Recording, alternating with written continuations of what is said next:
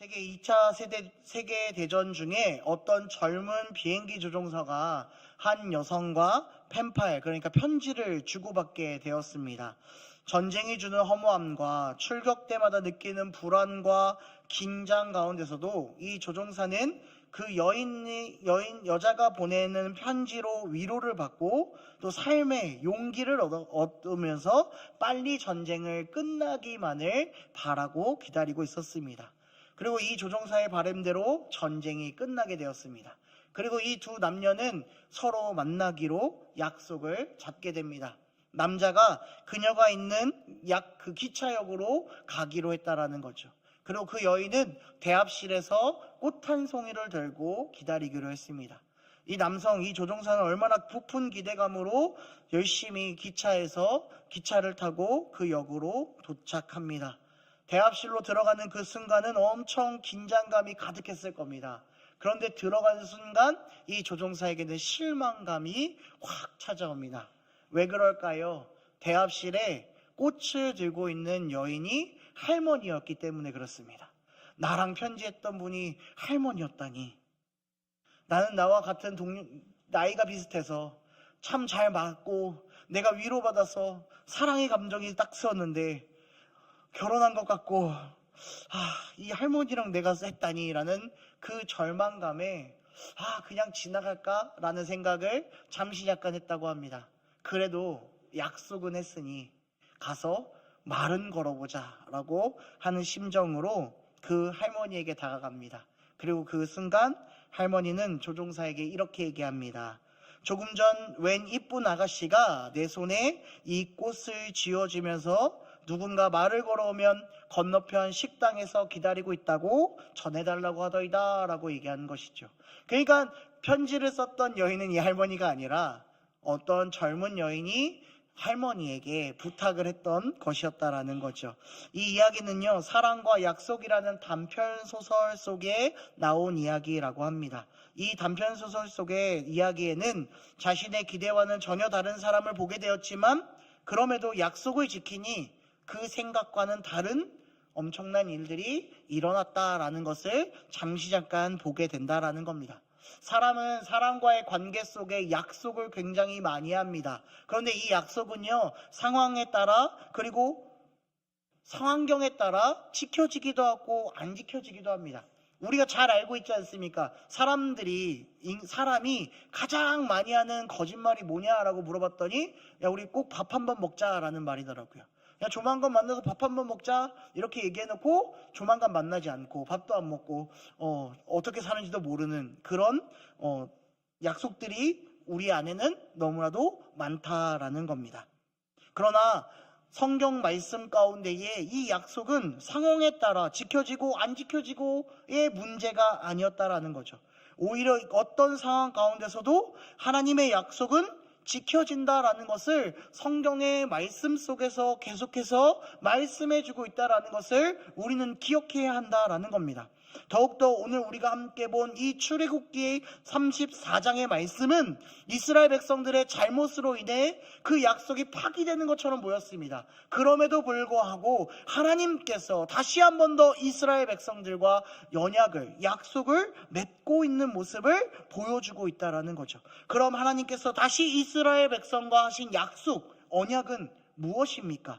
그리고 그 약속을 통해 지금을 살고 있는 우리의 삶에 어떤 영향을 미치고 있는지를 저와 함께 이 출애굽기 34장의 말씀을 통해 조금이나마 알고 더욱더 주님 앞에 그 약속을 붙잡고 기도하며 나아가는 저와 우리 중앙성서교회 모든 성도님들이 되시기를 주님의 이름으로 축복합니다. 먼저는 하나님의 약속은 주님의 능력으로 주님이 주시는 땅, 가나안 땅에 들어가게 하겠다라고 약속해 주신다라는 겁니다.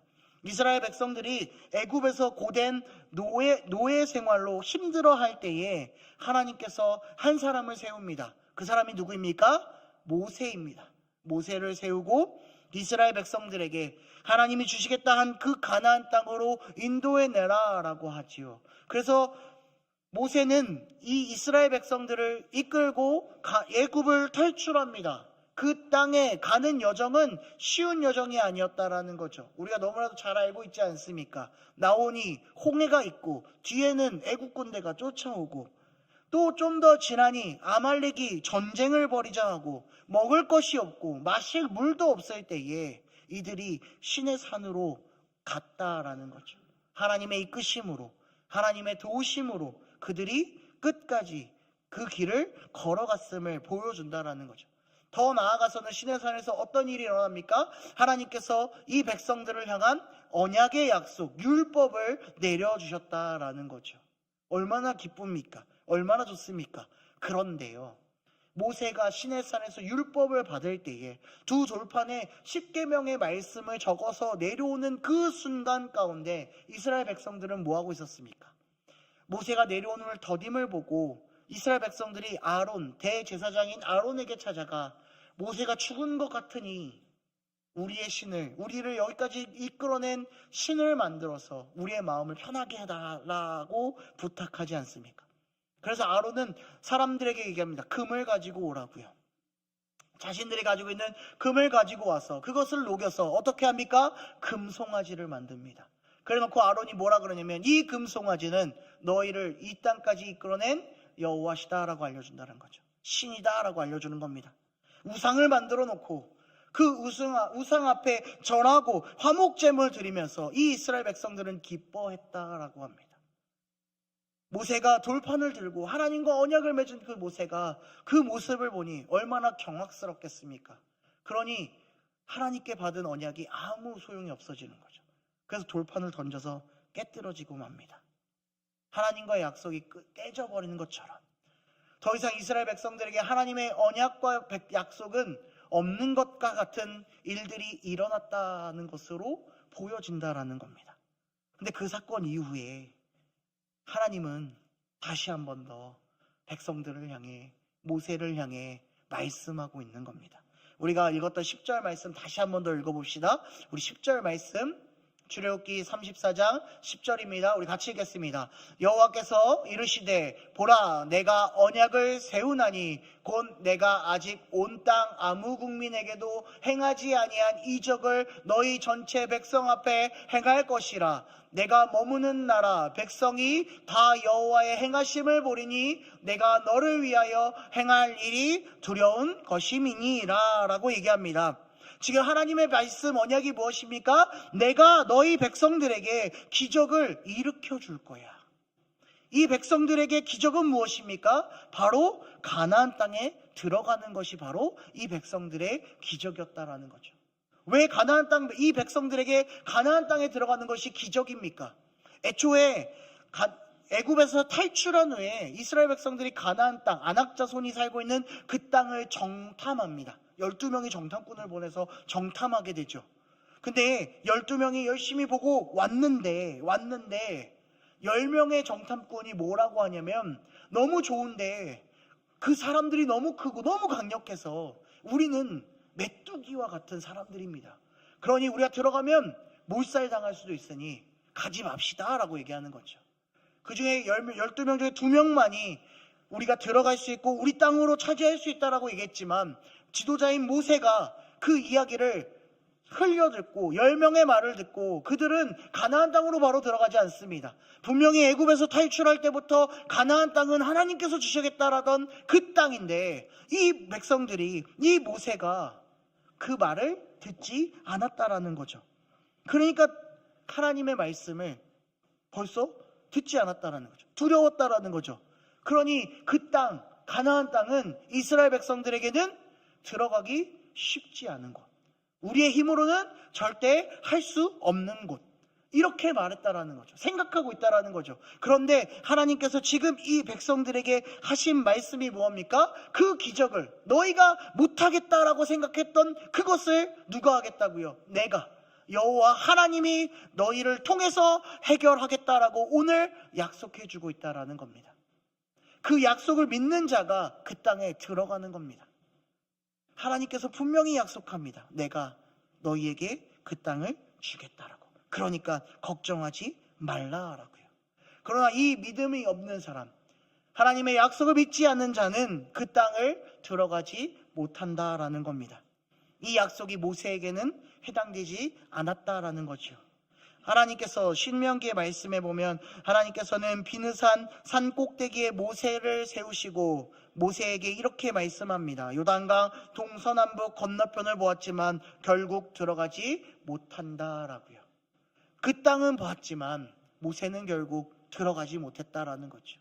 모세가 들어가지 못하는 이유가 무엇입니까? 여기는 두 가지 이유가 있습니다. 첫 번째는 방금 전에 말했던 것처럼 가나안 땅의 정탐꾼들의 이야기로 그 땅을 들어가지 않고 우회했던 그 연약한 믿음 때문에 그들이 또 1세대가 들어가지 못했다라는 거죠. 그리고 또 하나가 뭐냐면 민수기 20장에 등장한 가데스에서의 백성들에게 물이 없으므로 모세와 아론에게 찾아와 불평했던 그 사건이 모세가 가나안 땅에 들어가지 못했던 그 장면이었다라는 거죠.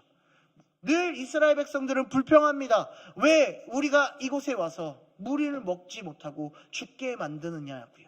그때 모세는 하나님께 갑니다. 그리고 하나님이 그 반석에게 명령하라고 하죠. 물을 내라라고요. 근데 모세가 어떻게 행동합니까? 물을 내라라고만 하는 것이 아니라 한 가지를 더 한다라는 거죠. 민수기 20장 11절 말씀에 보면 말씀은 이렇게 얘기합니다. 모세가 그의 손을 들어 그의 지팡이로 반석을 2번 치니 물이 많이 솟아나오므로 회중과 그들의 짐승이 마시니라 라고 얘기합니다. 하나님의 말씀은 분명히 반석에게 물을 내라라는 명령만 있었지만 모세는 거기에 플러스 뭐까지 행동까지 했다라는 거죠. 그의 감정 섞인 그 표출로 인하여서 하나님은 모세를 저주합니다. 벌을 내십니다. 너가 가나안 땅, 그 땅에 들어가지 못할 것이라 라고요. 하나님의 말씀을 온전히 믿지 못한, 자기의 감정과 자기의 모든 것들을 컨트롤하지 못하는 그 모세에게 그 땅은 허락되지 않았다라는 겁니다. 백성들도 동일합니다. 이스라엘 백성들을 다시 한 번 더 봅시다.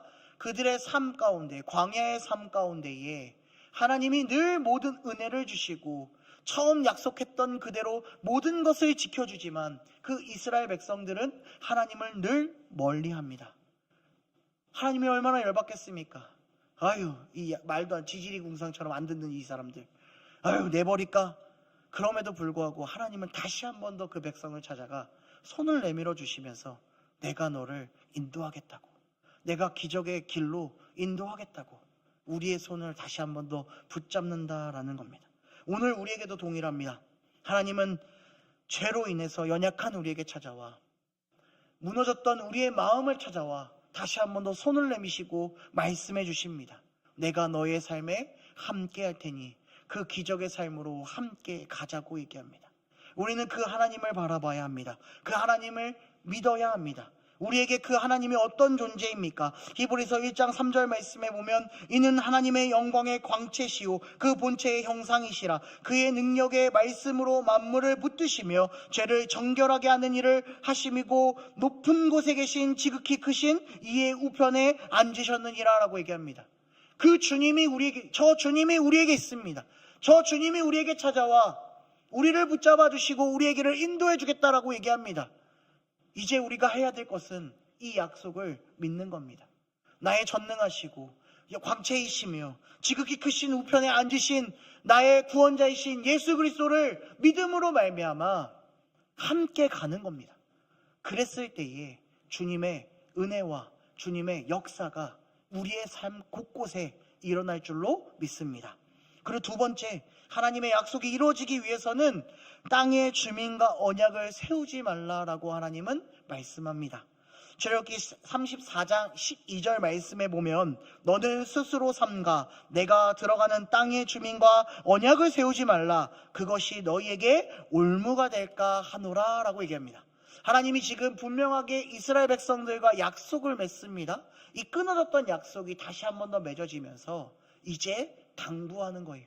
제발 이것은 꼭 지켜야 된다라고 얘기하는 거죠. 그 지켜야 되는 것 중에 첫 번째가 바로 땅의 주민과 언약을 세우지 말라라는 겁니다. 여기서 말하는 땅의 주민이 누구입니까? 가나안 땅에 살고 있는 그 사람들과 함께 하지 말라라는 겁니다. 말라라는 거죠. 사실 이 언약은 이전부터 계속 지속됐을 겁니다. 애굽에서도, 애굽을 탈출하서부터도, 하나님께서 광야의 시대에 그 길을 걸어갈 때에도 이스라엘 백성들에게는 늘 이 언약에 늘 찾아왔을 겁니다. 함께하지 말라라고요. 그 이유가 무엇입니까? 함께하지 말라는 그 이유가 뭐냐면, 이들이 그 불순종하고 그 불결한 그 이방의 민족들, 죄의 민족들에게 물들여서 다시 한 번 더 거룩한 백성이 되지 않을까봐 걱정했다라는 거죠. 그들이 이 이스라엘 백성들에게 올무가 될까봐 하나님은 걱정하였기에 분명하게 말해주는 겁니다.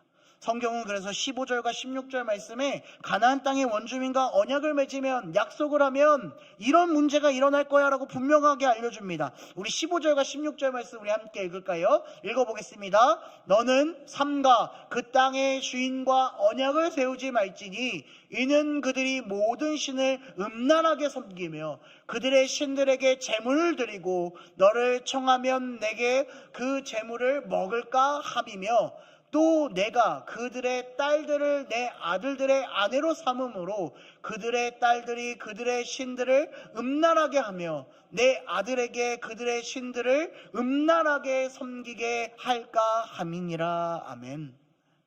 우리가 두 절을 읽으면서 이 말씀 가운데 좀 눈에 확 들어오는 단어가 있으십니까? 저는 어떤 단어가 들어왔냐면요, 이 음란하다가 눈에 들어오더라고요.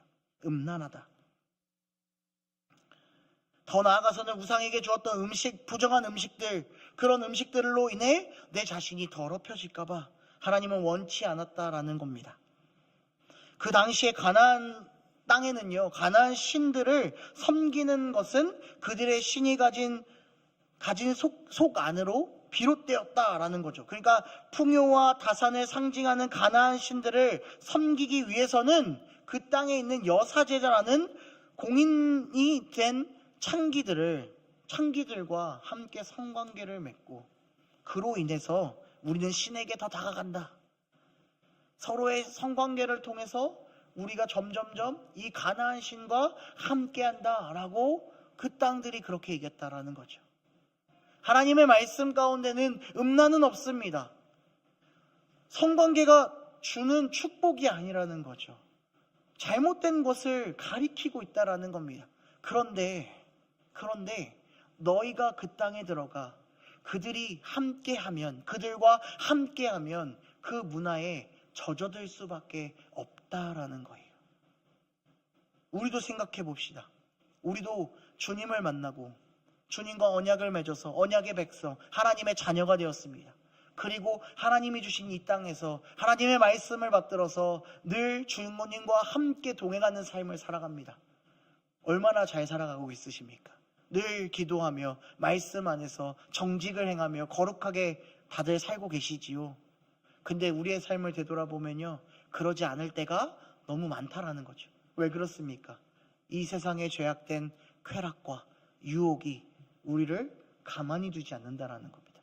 우리는 그 속에 가서 살아야 합니다. 그러니 물들을 수밖에 없다라는 거죠. 흰 옷을 입고, 제가 요즘에 신방 기간이잖아요. 흰옷을 늘 와이셔츠가 흰옷을 입고 가면 꼭 집에서 이제 옷을 갈아입을 때 보면 여기에 김치 국물 하나 이렇게 튀어 있습니다. 얼마나 화가 나는지 몰라요. 이 김치 국물 잘 지워지지도 않더라고요. 근데 이 하나가 지울 수도 있고 이렇게 넥타이로 가릴 수는 있지만 그게 점점 퍼지면 가릴 수 없다라는 거죠. 흰 도화지에 잉크 하나를 뿌리면 비록 조금은 젖어들고 퍼질 수 있지만 그 흰 것은 더 이상 흰색으로 돌아갈 수 없다라는 겁니다. 하나님의 믿음도 그렇습니다. 거룩하고 정결하고 하나님 앞에 정직을 행해야 하는 이 백성들에게 음란과 거짓과 부정이 들어옴으로 말미암아 모든 것이 끝나버리기 때문에 하나님은 경고하는 겁니다. 그들과 언약 맺지 말라고요. 그러나 어떻습니까? 이스라엘 백성들 한번 생각해 보십시오. 그 땅을 정복했습니다. 그리고 그 땅에 있는 모든 것들을 다 없애야 하는데 그러지 않았어요. 점점 타협합니다. 통혼합니다. 결혼합니다. 그러므로 말미암아 하나님과의 언약을 맺었던 것도 기억하지만 그들이 그 땅에 있는 우상들과도 언약을 맺습니다. 우상의 길을 걷습니다. 그러니 그 결과가 어떻게 됩니까? 열왕기하 17장 18절 말씀에 보면 이렇게 얘기합니다. 여호와께서 이스라엘에게 심히 노하여 그들을 그의 앞에서 제거하시니 오직 유다 지파 외에는 남은 자가 없느니라 라고 얘기합니다. 근데 이후에 말씀에 보면 뭐라고 했냐면요, 저 유다 지파도 타락하여서 죄를 지어서 그들도 다 멸망하고 흩어질 것이다 라고 얘기한다라는 거죠. 그래서 이스라엘 백성도 어떻게 합니까? 두 나라로 나눠집니다. 두 나라로 나눠진 뿐만 아니라 이방 나라 아수르와 바벨론에 의해서 멸망당하고 하나님이 주신 그 가나안 땅에서 더 이상 살지 못하고 포로로 끌려가게 되지 않습니까? 거기에 시작이 어디예요? 우상 숭배하는 것. 그 땅에 있는 것과의 타협함으로 말미암아 모든 게 끝나버리게 되는 겁니다. 오늘 우리의 삶도 동일합니다. 하나님은 분명히 우리가 너희의 삶에 주의 은혜와 기적을 너에게 맛보게 해주겠다라고 얘기하면서 제발 저 죄와 타협하지 말라라고 얘기해요. 우리가 살고 있는 세상 속에서 말하는 쾌락과 유혹 속에 언약을 맺지 말라라고 분명하게 우리에게 말씀해주고 있다는 거죠. 그 사실을 꼭 기억하며 이제 타협이 아니라 정직의 길을 걸어가는 저와 우리 성도님들이 되기를 소망합니다. 그럴 때에 주님은 우리의 삶에 기적을, 언약의 약속을 이루어 주실 것입니다. 그래서 더욱더 우리가 그 약속을 지키기 위해서 해야 하는 행동은 바로 이 땅의 우상을 찢어버리는 겁니다. 부셔버리는 겁니다. 출애굽기 34장 13절 말씀 우리 함께 같이 읽어보도록 하겠습니다. 너희는 도리어 그들의 제단들을 헐고 그 땅의 주상들을 깨뜨리고 그들의 아세라상을 찍을지어다 라고요. 분명하게 알려주고 있지 않습니까? 그 땅에 있는 그 제단을 헐어라 라고요. 그 있는 주상을 깨뜨리라 라고요. 아세라상을 찍어라 라고 얘기하는 겁니다. 그들과 약속을 맺지 말고 너희를 여기까지 인도하고 앞으로도 인도하여서 축복을 줄 여호와 하나님만을 바라봄으로 이 땅에 있는 모든 그 우상을 부셔버리라 라고 얘기합니다. 그러면서 성경은 더 얘기합니다. 하나님은 질투의 하나님이니 라고 얘기합니다. 여기서 말하는 질투는요, 하나님께서 정당하고 거룩한 분노를 의인화해서 말씀한 것이라는 거죠. 그러니까 이 질투는 타교를 용서치 않는, 불신앙을 용서하지 않는 이라는 의미로 절대적인 충성과 헌신을 요구하는 하나님의 성품이다라는 겁니다. 하나님은 그런 것을 우리에게 원하고 있다라는 겁니다. 그러니 그러지 않도록 더 우상을 찍어야 한다라는 거죠. 더 나아가서는 우상을 만들지도 말아야 한다라는 겁니다. 우리가 잘 알고 있는 10계명의 1계명과 2계명, 2계명은 뭐라고 얘기합니까? 나 외에 다른 신을 내게 두지 말라. 그리고 너를 위하여 새긴 우상을 만들지 말라라고 얘기합니다. 너무 쉽습니다. 우상을 만들어내고 그 우상을 내 마음에 품는 건 정말로 쉬운 일입니다. 왜 그렇습니까? 우상은요, 하나님이 말하는 우상은 뭐 밖에 나가면 뭐 이단들, 불상들 이런 걸 얘기하는 것이 아니라 나의 구원자이신 예수 그리스도보다 더 많이 사랑하는 것이 내 안에 있다면 그것이 우상이 될 수 있다라고 분명하게 얘기해주고 있다라는 것이요. 그래서 하나님께서는 그 우상을 만들지 말라라고 우리에게 말씀해주고 있는 겁니다. 오늘 우리의 마음을 되돌아봅시다. 여러분들 마음 가운데는 하나님의 약속이, 하나님의 은혜가 자리 잡고 있습니까? 그러면서 동시에 혹시 내가 하나님보다 더 사랑하는 것들, 더 아끼고 귀하게 여기는 것들이 내 마음 중심에 혹시 있고 있지는 않습니까? 그렇다면 오늘 저와 함께 기도함으로 주님께 회개합시다. 내 마음에 있는 우상을 주님께 내어 던지겠습니다. 그것을 찍어버리고 나의 구주이신, 나의 주인이신 예수 그리스도를 나의 마음의 중심에 다시 한 번 더 두고 내가 그 주님의 언약을 붙잡고 한 번 더 주의 말씀으로 걸어가겠습니다. 그 마음으로 더욱더 기도하며 나아가는 우리 성도님과 제가 되기를 주님의 이름으로 소망합니다. 사랑하는 성도 여러분, 오늘 주님은 연약한 우리를 향해, 그리고 죄로 인해 무너졌던 우리를 향해 다시 한 번 더 찾아와 마음의 문을 두드리고 다시 한 번 더 손을 내밀어 우리와 약속을 맺기를 원하고 계십니다. 하지만 우리는 늘 고민합니다. 그 손을 붙잡아도 되는지, 나의 존재가 참 거룩한지를 늘 우리는 고민합니다. 그러나 주님은 그것을 먼저 생각하지 않습니다. 내 사랑하는 자녀가 내 품에 있기를, 그래서 내 사랑하는 자녀가 다른 길로 가지 아니하고 나와 늘 함께 동행하기를 원하고 계시며, 내가 너를 붙잡고 내가 너에게 은혜의 삶을 열어주겠다라고 말씀합니다. 무너졌다면, 넘어졌다면 다시 한 번 더 일어나라 라고 말씀합니다. 그리고 나랑 다시 한 번 더 시작하자라고 얘기합니다. 어느덧 우리가 2026년도가 시작되고 한 달 반이 지났습니다. 우리가 세운 믿음의 계획들, 우리가 나아가려던 하나님과 함께 했던 교제 맺으려고 했던 모든 것들이 혹시 깨져서 무너지고 앞이 보이지 않은 그 마음이 우리 안에 혹시 있습니까? 그렇다면 다시 한 번 더 주님의 손을 붙잡고 시작하십시오. 그러면 주님이 우리를 이끌어 주시며 주의 은혜의 가운데로, 그리고 기적의 순간으로 우리를 이끌어 주실 것입니다. 우리 시간에 함께 찬양하며 함께 기도하기를 원합니다. 하나님은 너를 지키시는 자, 함께 찬양으로 고백합시다. 가사를 보면 이렇게 고백합니다. 하나님은 너를 지키시는 자, 너의 우편에 그늘 되시니 낮의 해와 밤의 달도 너를 해치 못하리.